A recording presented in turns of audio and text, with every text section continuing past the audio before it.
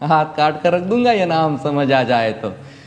कितनी दिक्कत होगी पता है राम समझ आ जाए तो। भाई राम राम तो कह लोगे पर राम सा दुख भी सहना होगा। पहली चुनौती ये होगी कि मर्यादा में रहना होगा। और मर्यादा में रहना मतलब कुछ खास नहीं कर जाना है, बस त्याग को गले लगाना है और अहंकार जलाना है। अब अपने राम लला के खातिर इतना ना कर पाओगे और शबरी का जूठा खाओगे तो पुरुषोत्तम कहलाओगे।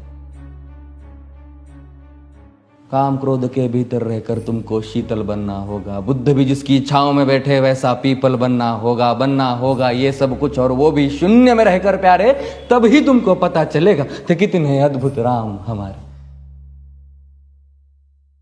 सोच रहे हो कौन हूं मैं? चलो बता ही देता हूं। तुमने ही तो नाम दिया था मैं पागल कहलाता हूं।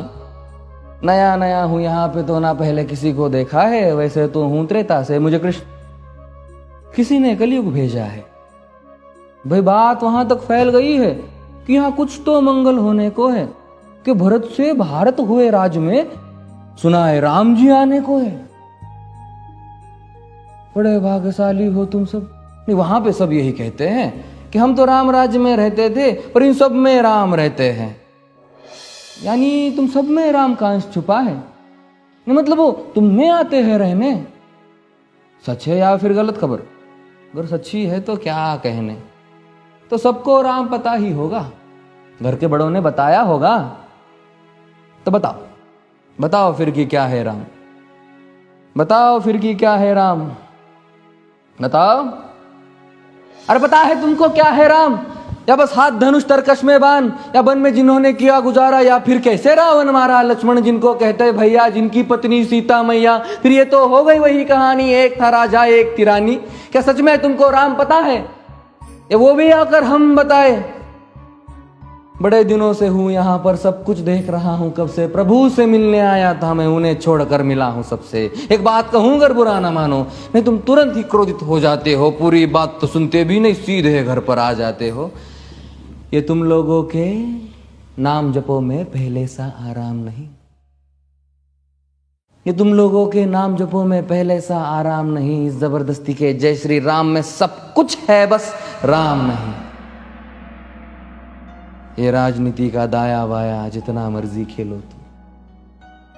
दाया बाया, अरे दाया बाया ये तुम्हारी वर्तमान प्रादेशिक भाषा में क्या कहते हो उसे? हाँ वो लेफ्ट एंड राइट। ये राजनीति का दाया बाया जितना मर्जी खेलो तुम चेतावनी को, लेकिन मेरी अपने जहन में डालो तुम। निजी स्वार्थ के खातिर अगर कोई राम नाम को गाता हो तो खबरदार अगर जुर्रत की और मेरे राम को बांटा तो। भारत भू का कवि हूं मैं, तभी निडर हो कहता हूं राम है मेरी हर रचना में। मैं बजरंग में रहता हूं, भारत की नींव है कविताएं और सत्य हमारी बातों में। तभी कलम हमारी तीखी और साहित्य हमारे हाथों में। तो सोच समझ कर राम कहो तुम। ये बस आतिश का नारा नहीं, जब तक राम हृदय में नहीं तुमने राम पुकारा नहीं। राम कृष्ण की प्रतिभा पर पहले भी खड़े सवाल हुए। ये लंका और ये कुरुक्षेत्र यूं ही नहीं थे लाल हुए। अरे प्रसन्न हंसना भी है और पल पल रोना भी है राम। सब कुछ पाना भी है और सब पाकर खोना भी है राम। ब्रह्मा जी के कुल से होकर जो जंगल में सोए हो, जो अपनी जीत का हर्ष छोड़ रावण की मौत पे रोए हो। शिव जी जिनकी सेवा खातिर मारुत रूप में आ जाए। शेष नाग खुद लक्ष्मण बनकर जिनके रक्षक हो जाए।